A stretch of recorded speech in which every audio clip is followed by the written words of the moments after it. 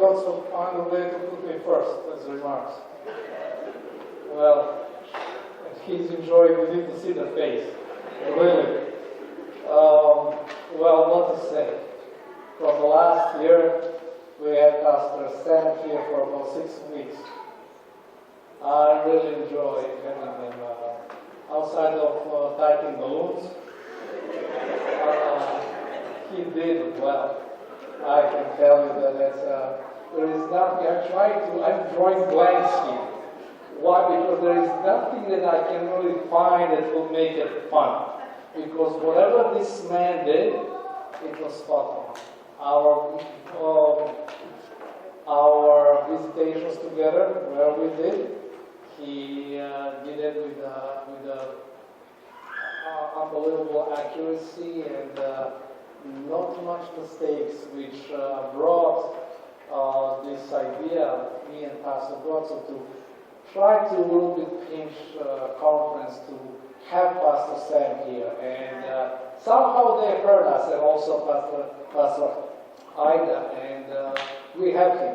And I'm glad to be beside him now. I don't know how long we will have him, because I'm hoping the conference will not have some other ideas. But anyway, it will be wise for me now to surrender the microphone to Pastor Ida, because I believe she will have some other ideas that I do not know what to say or do, but I will keep your company here. Susan, I did not get to spend much time with you the first time you were here. As you know, I was off with a problem with my voice. But when I came back, I heard so much about you. And so we couldn't wait for you to start here this year. And so as the senior pastor of the pastoral team,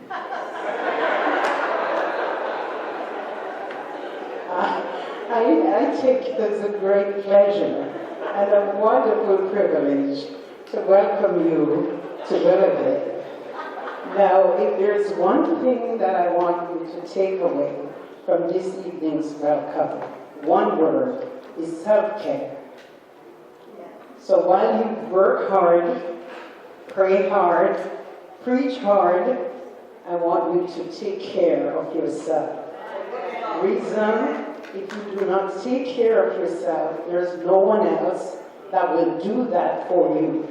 And if you do not take care of yourself, you won't be able to serve faithfully your congregation. Now, I did not want to forget this, so I wrote it down. I made a note of it.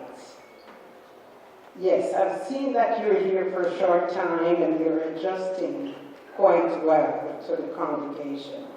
And as someone who is here only a year and a half before you, I'd let you know that you are pastoring in one of the best churches in Toronto.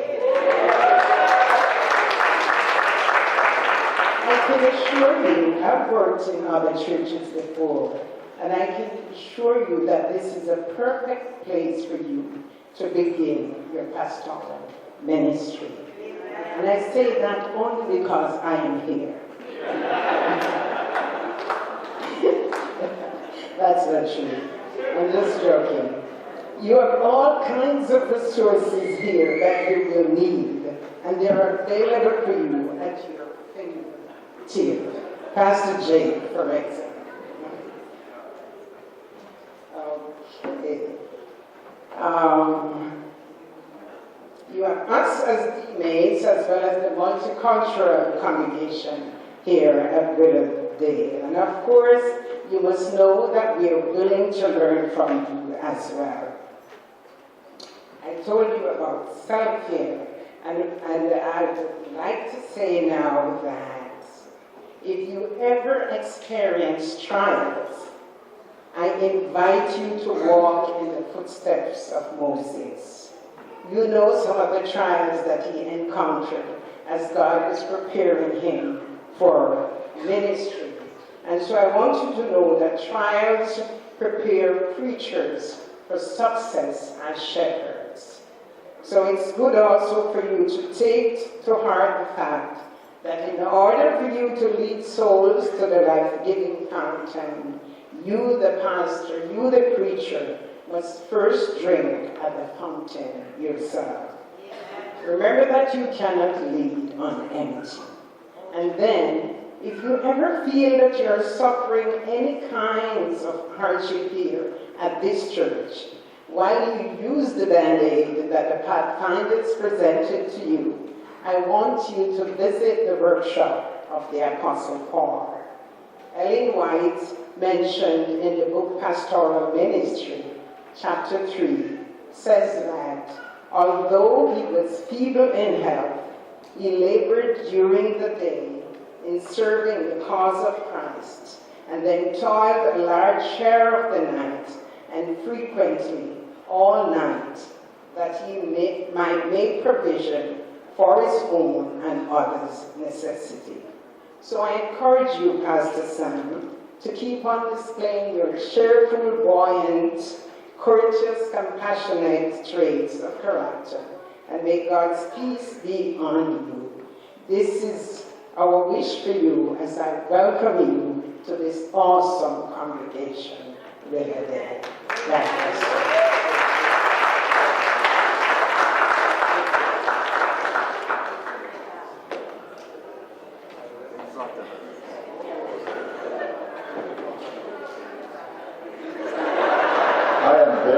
To have Pastor Jake standing there because he's always threatening to steal my notes. Well, young man, and I do mean young. Do you have any idea how disgustingly young this guy is? Seriously, it's actually better that you don't know. It's to the point where we almost have to get him to sign a parental permission slip anytime we want to take him somewhere. Really is young. He's getting a little over the end of this month. The whole education transfer thing from Quebec has definitely worked to your advantage, hasn't it? Look at you. I was thinking about what it's going to be for you. You're going to work 40 years, you're going to retire, and you're going to have most of your life still ahead of you. You're starting out so young. Pretty good deal. Good for you. One of the things that I admire and respect about Sammy here, is it okay if I call you Sammy? It was a rhetorical question. I'm not asking for your permission. I'll call you whatever I want. Pastor Sally Sassafras. No, truthfully, I admire his maturity and insight. Really. For someone as young as he is, seriously, Pastor Sam is someone who's, I don't know, one of those people that just, he gets it. He's able to see things and understand things. And that's going to serve you well in life, as well as in ministry. And that's best accomplished by a humble and teachable spirit, which is something that we also very clearly have seen that you have displayed since we first got to know you. Don't get me wrong, it's not like you already know everything. Don't get all like, oh, look at me. It's not like that, because you still have a lot to learn. You're going to learn that through the process of time and experience as you go through ministry. And let's not forget, when you first came here, it was pretty pathetic. You know, they said, can you help mentor a student pastor? I had no idea that we were going to start on such an elementary, basic life skills level. Like this guy from potty trained, like what's going on here?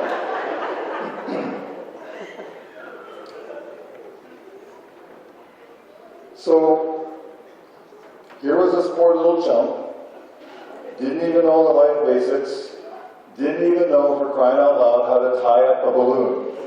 Really. Couldn't believe it. Couldn't tie a balloon. And there you were, but you learned. And I'm proud of you. I'm very proud of you. Can you still do it? I hope so. We're very encouraged. You're not very fast at it, but you eventually got it. So that's very good, very good. And by the way, Nicholas and Dallin notwithstanding, I said to them, think of some good things you could do with that life skill, and they didn't come up with much. I can think of lots of things where this is going to help you in your life. I don't know if you have. Have you thought about this? I've thought about this. How this is going to help. I can imagine snares. I can imagine one day you're driving along your nice new vehicle, and you're out being a pastor going for visitation or a Bible study or something like that. You'll be driving along the road, and you're going to see a car that stopped along the road, and you're a nice Christian guy, so you're going to stop and see what's going on. And you're going to pull over, and you're going to come back to the vehicle, and there's going to be a lady there in distress, and she's going to be like, and you're going to be like, oh, and you're going to be like, who's that guy over there lying on the ground? She's going to be like, that's my husband, he passed out from stress. And you're going to be like, oh, let me call 911. And she's going to be like, no, I'm having a baby right now. And you're going to like be, okay, I don't care about my new vehicle. And you're going to like, he's still passed out. You're going to bring her over, put her in the back of your vehicle. You're going to be like, I'm going to call 911. She's going to be like, no, you have this baby right now. You're going to be like, okay. And you're going to be like, push. And she's going to be like, yeah. And you're going to be like, what about him? And she's like, that's not being this problem. And you're just going to keep like, what's going to happen? And you're going to be like, push. And you're going to be like, I don't know, actually, I have never been in this process. The last time I was in this thing, I was in the birth canal coming out, so I don't know how it works, but I've heard enough stories. And there's going to be like, catch the baby! And you're going to be like, yes, because it's my brand new vehicle. And it's going to be a girl, and the girl's going to come out, and you're going to be like, oh. And then you're going to be like, I think there's like some kind of a slap, right? Like a umbilical cord. It's going to be an umbilical cord. And you're going to be like, I don't know, you're going to be like, you need to cut it. Is that how it works? I don't know. You need to cut it. And so you're going to find something, because he's still passed out, and you're going to be like, you're going to cut it. I don't know what happens. Like, I don't know. I really don't know what happens. But, right. Exactly. You've got to tie it. How are you going to tie a thing like that? And you know what's going to happen? You're going to be like, I can do this because Pastor Godso taught me how to tie a balloon. And this is like a balloon. You're going to tie that thing up. It's going to be all good. And a month later, you're going to present me with a thank you card with a picture of that little girl that they named after you and say, thank you, Pastor Godso, for teaching me how to tie a balloon. Right? It's going to help you in life. It's going to help you in life and ministry. I'm pretty sure of it. Look at you now, Pastor Sam, almost all grown up. Mr. Hyundai Tucson, Quebec license plate man. Look at you. Look at you. It was a new adventure for this congregation. It was a new adventure for me as a pastor coming into this Berman Mentor program. Obviously a new experience for you, first time as a pastor to do this field experience thing. You were working with other churches, but this was a new thing. And there's uncertainty about that, right? You're like, how's this going to work? And you're saying, oh, I hope they don't send us a dud. And you probably were thinking the same thing. Where are they going to send me? What's going to happen? What's going to go on? But I thank God, and I strongly believe that His hand was in it, that you were assigned to Willoughby. I think God had a part in that. And a big part in that. And in fact, we found your initial 6-week stint so positive here that we ordered up another Sam to come and spend 6 weeks with us this year. So we started a good thing. And sometimes, it just fits, right? Sometimes it just fits and it feels right. And I feel like that's what happened. That's how we all felt when you came here the first time. We felt like it just seemed right. The pastors, the office staff, we enjoyed working with you. The church family took a shine to you as well. And it just felt right. And I think the feelings were mutual from what you expressed. In that short time, you really formed a real bond with this wonderful congregation. The best one in Ontario. You know how seniors are. They get a bit forgetful. Senior pastor. All right. And you made an effort. You came back a great distance and spent some time to come and spend time with this congregation, even after you had left. And that meant a lot to us. And we certainly weren't at all looking for Pastor Kevin to leave. It was an unexpected surprise when the news came that he was going to a different position, and suddenly we had an opening available. And when we had that opening available, as Pastor Jake said, not just pastoral staff, but many, many people table, what came to our mind is, hey, Pastor Sam is soon going to graduate. And we did what we usually don't have much of an opportunity to do. We actually advocated with the conference to offer you a position here. And we said, please think about that. And they said, well, are you willing to wait a few months until he graduates? And we said, yes, we will do that. And I think many of us know that you had some very appealing offers from 2 other good conferences. And you graciously waited until Ontario finally got around to making their offer to you to come here and serve at Willowdale. And I remember the day, because we knew it was kind of maybe probably going to happen, and you were able to share with me the good news that the official offer had come, and how quick and excited you were to accept it. That was a happy day for all of us. And we're not naive enough to think that you're going to be here for a decade or something like that. We know how it works. We know that there's kind of this unwritten policy of the conference about what needs to happen with a new pastor before that pastor can go to seminary. So we know that reality as a church family. And I very much want you to be able to go to seminary in a reasonable amount of time. But I want to say on behalf of this congregation, the pastoral staff, this whole church family, I want to make sure that you know that we are delighted to have you here as our children's, youth, young adult, evangelism, nurture, community outreach, janitorial, administration, bulletin, safety, renovation, seniors, finance pastor. We're so glad to have you here for all of that. And we look forward to worshiping with you, working with you, laughing with you, praying with you, and eating with you. We like to eat with anybody. So I want to share with you something very special. Don't go away. We have a camera, actually. We'll be able to see if you leave at this moment. I'll be right back. And I hope you're still here. Don't leave.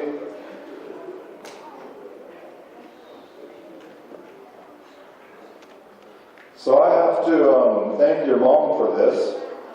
It's so weird, you know, I called up his mom in Quebec, and who answered? Pastor Sam. I'm like, seriously?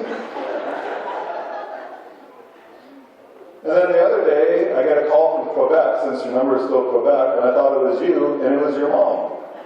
So I had to say, hi, Pastor Sam's mom. But she shared with us this, which you can come and look at afterwards. This is like a poster collage thing that he did in grade 3. And there's some very cute pictures of him here. It is very clear that this is little baby Sam. I mean, you look exactly the same, except for the diaper and the beard. You didn't have a beard. No, really, very cute pictures.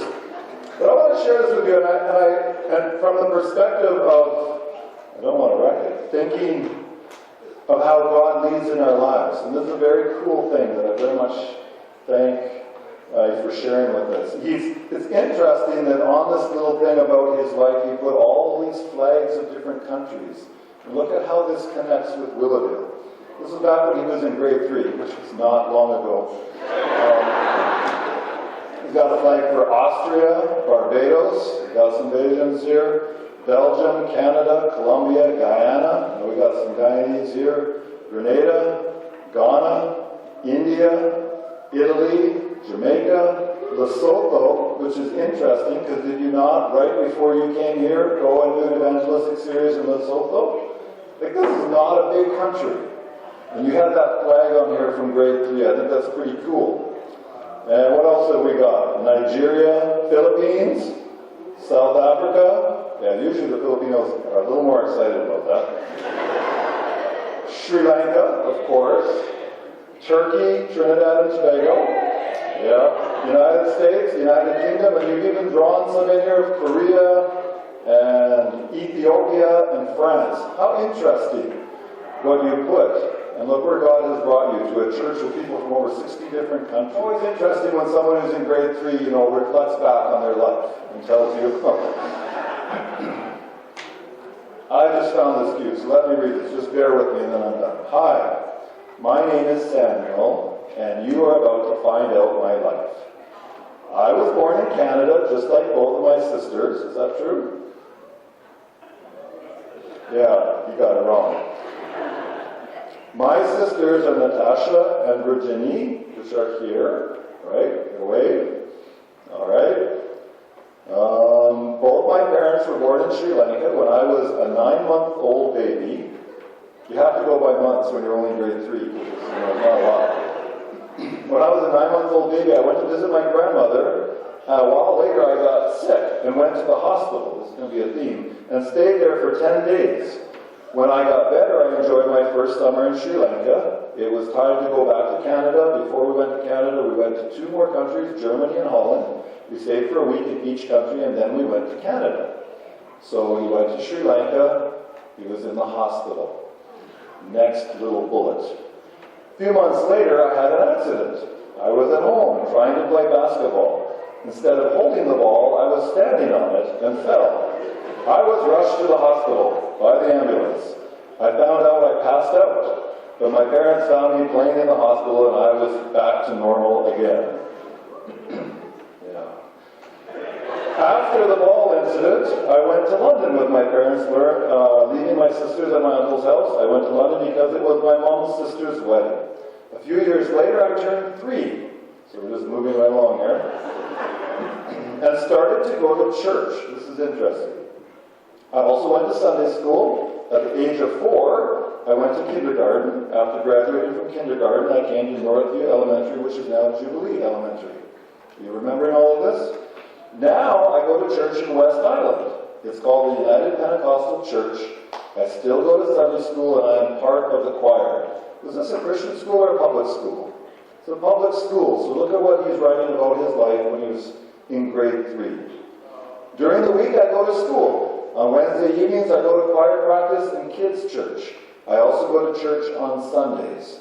Right now I'm learning 3 new songs for Easter. On weekends I spend my time with my family. I am in grade 3. My favorite hobbies are watching TV. Is that a hobby? Playing, studying, and going on the computer. I am really good at soccer, which is probably better than basketball, if you were standing on it. And I'm happy when I get good marks. But I want to read this last one to you because I think it's very interesting how God leads in our life. And again, thank you so much for bringing this. Thank you to Sahar Mason and Jean Sahar, who brought this from Quebec and snuck it here so you couldn't see it. He said this in grade 3. When I grow up, I'm going to run a ministry. I will travel to nations and proclaim the word of God. The rest of my future is in his hands. He will decide everything according to his will.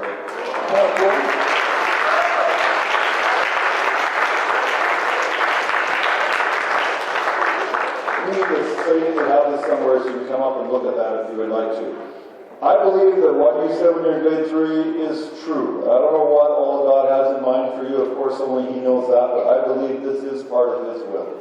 And I believe that your commitment to Christ when you were a little boy, when you went in the hospital, I believe your commitment to Christ has played out through your life, and that has brought you to here. I believe it is God's will that you're here. I think this is a part of what God has in mind for you. So we are very thankful that you're here. So I'm going to invite you and your family to come up here and invite our head elder, Andrew Conroy, to come up and just have a word of prayer with you. And then when he has done that, I would like you to introduce your family to us. Your family and your almost family and everybody who's about to be family and everybody that you've got here. So come up and join him. And Andrew's going to have a word of prayer, and then we're going to go eat some food, but before that you can say whatever you would like after you introduce your family. All right? Let's all stand for prayer.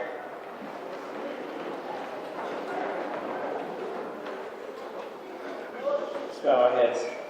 Dear Father in heaven, we've just enjoyed this program this evening. We've seen the children, the youth, the junior choirs, we've seen pathfinders, we've seen the future of the church before us, Lord. And we're grateful for our children, youth and young adult pastor that's joined us, Pastor Sam. He has his work cut out, as he can see. With the vibrancy and the direction that you will be required to provide for these young people, Lord. we're thankful to have him here. It's been exciting also to see the golden thread that you have woven through his life. Not only through his life, but also his family's life.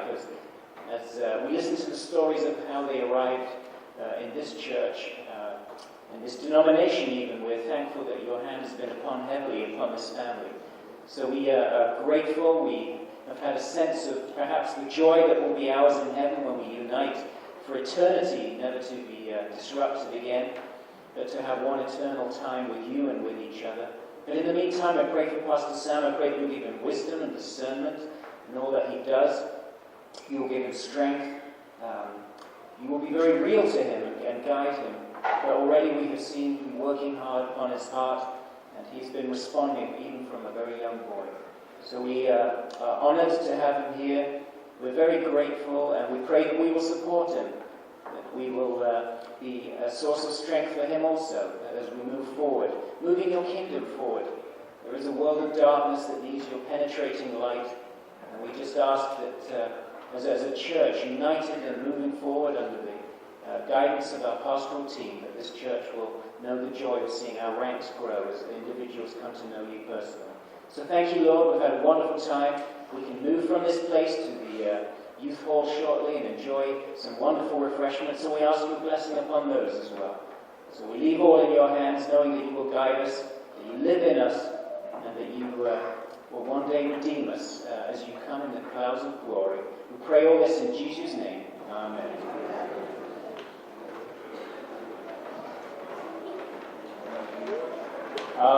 Well, before I introduce my family to you guys, I really want to thank you all for this extremely warm welcome. I really can honestly say that I didn't see this coming. And by this, I meant that for sure. I didn't see that coming.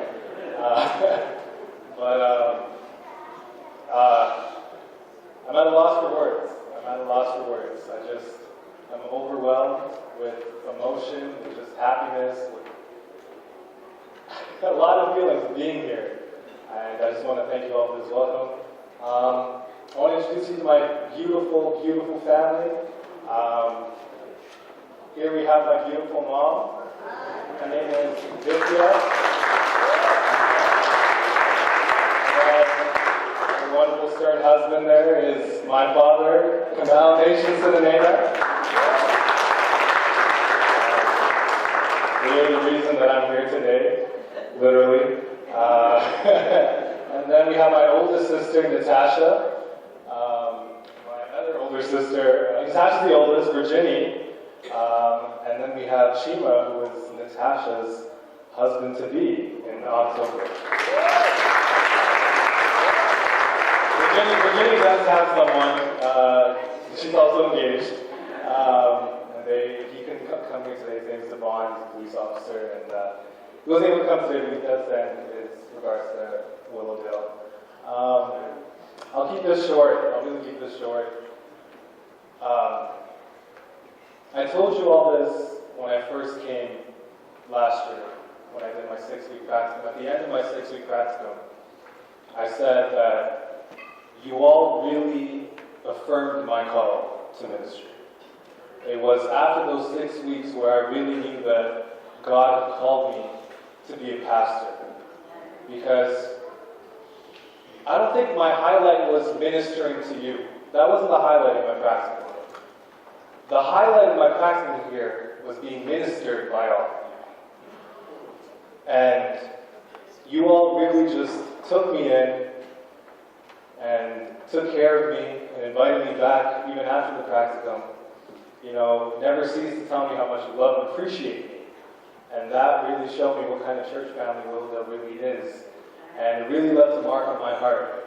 And when the possibility arose that I could come and begin my ministry here at Willowdale, trust me when I say I did not even hesitate 1 second. I did not hesitate 1 second. Pastor Gotzo did mention that I had 2 other calls from the Mansas conference and my home conference, Quebec. They also asked me if I wanted to join their pastoral staff. And Ontario hadn't really contacted me as of yet. They contacted me first, Mansas, and then Quebec did. And Ontario was kind of holding out. And I really didn't know what to expect, but I was holding on to the possibility that I could not end up in Ontario, but that I could end up here in Willowdale. And that was really what held me on to that. And when it all finally came to be, I had a big smile on my face, and it was just an amazing feeling. And being welcomed back in July, and now being welcomed here now is just an overwhelming feeling. So I'm really happy to be here. I'm really happy to serve you all, and I'm just excited to be here. I'm excited to see what we can do together, and I'm really excited to see what God has in store. So thank you all for inviting me into your family.